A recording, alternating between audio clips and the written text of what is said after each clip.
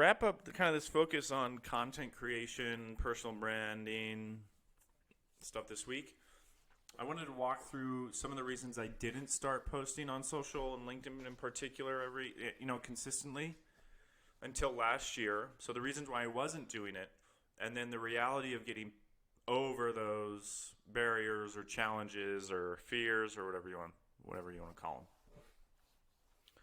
I've got 6.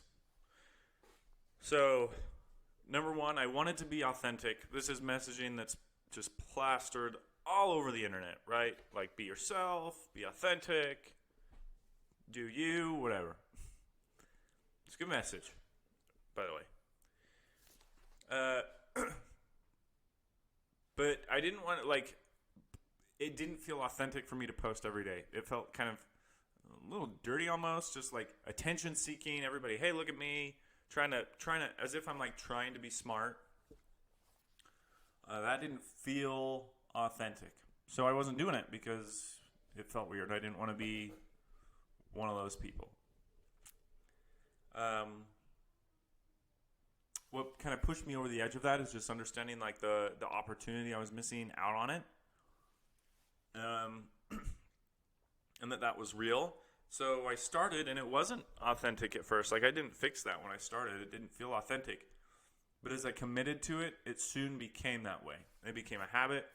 It became something I did every day. And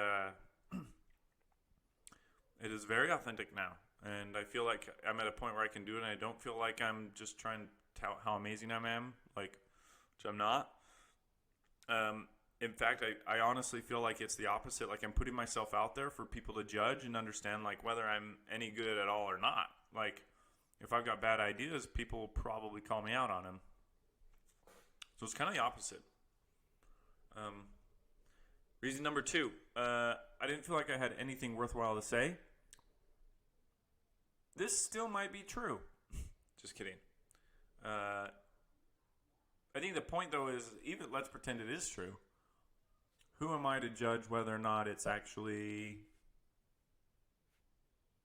worthwhile? We're all in different places, and something I could say that's I feel like isn't that great would actually be maybe really meaningful to somebody. So it's not the content creator's place to really judge whether or not the content's worthwhile. I mean, you do your work to try and make it good. Well, the audience will tell you. 3, I didn't have a great plan for creating content. I looked at content creators and I figured they had this really amazing process. They had nailed it down. They knew what they were doing.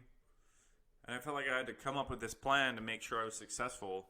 I eventually, in order to start, I just canned that whole idea, and I just started. I had no plan. I had no goals other than just doing it. I had no vision of what I was trying to get out of it. I had none of that stuff. I didn't have a process at all. And I just started. 4th reason I wasn't getting into it was there was just too much else going on. I guess it was a time thing, other projects. The fact of the matter was, when I started to get over it, I started small, and there's time to squeeze in. 10 minutes. You can start with 10 minutes and do a good job. So that's what I did. I just took 10 minutes to write a post, and that was it. I didn't want to, 5th reason, I didn't want to say anything that would get me attacked by the internet mob. The ways I've done this is I've kind of stuck to lanes just in marketing.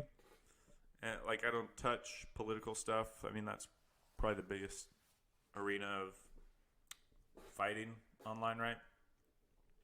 I feel like disagreements in professional places is a little less judgmental and personal, which is nice. It's just ideas. So I stick to there. I do sports on Twitter too, which gets very passionate, but still, for the most part, not as personal. I've seen it happen, but I don't get engaged in those. So there's ways I could get around it.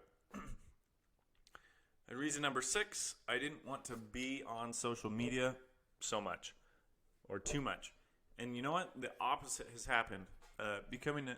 Focusing my energy on creating content has actually done the opposite. Like, I don't do mindless consumption of social media content anymore. Almost all. Like, I do it much less. I wish I was perfect and didn't do it at all. But a lot of my consumption is intentional.